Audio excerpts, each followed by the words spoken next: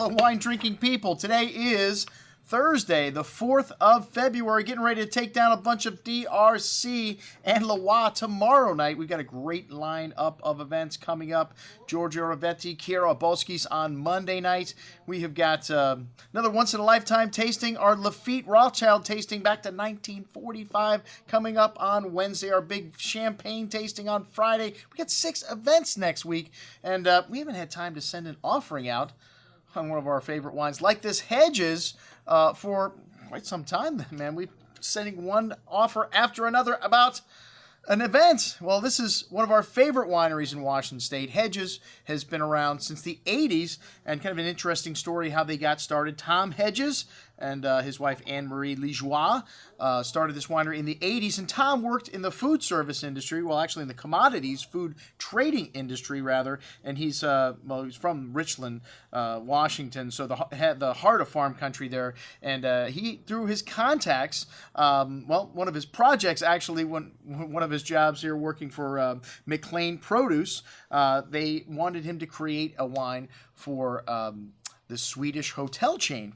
So he went and found some grapes in Washington State and produced a red wine, became wildly popular. 1987 and 88 were the first 2 vintages sold exclusively to Sweden that he decided, man, maybe I've got a thing for this wine industry. Bought some land up in Red Mountain and started Hedges Winery in 1989. He's continued to expand. Well, those of you that know Washington State know that Red Mountain is the most expensive dirt in all of the Columbia Valley. And there's only 4,000 acres available today. Well, there's nothing available, and the wines from here have a very distinct minerality to them. They're very big, they're monsters, and if you like big reds, these guys produce some of the best values that you will find, not only from Washington State, but from anywhere in the world. You can still buy vineyard land today in Washington, in parts of the Columbia Valley, for about $25,000 an acre.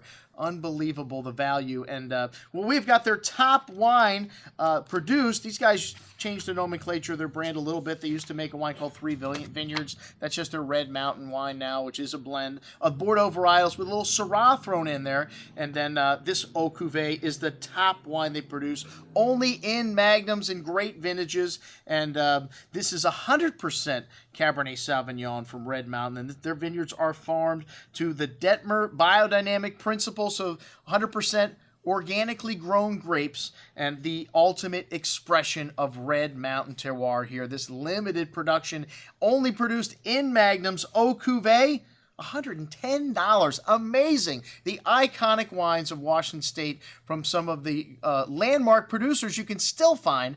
It's about $55 a bottle for 750s. Now, most people would call them normal-sized bottles. At Wine Watch, this is a normal-sized bottle. We love the Magnum because it is perfect for 4 people. You get 2 nice-sized glasses. And this 2012, even though it is a warm and forward vintage, these are wines that you want to hold on to for a decade. Washington State produces very age-worthy wines. We've got the other wines on this offering, the Red Mountain Cuvee at $22.50, an incredible value. I challenge you, our wine-drinking people, to find me a better Bordeaux-style blend for under $25, and then everything else they make, also incredible values. The CMS blend, the HIP, the House of Independent Producers labels, for $12 and change.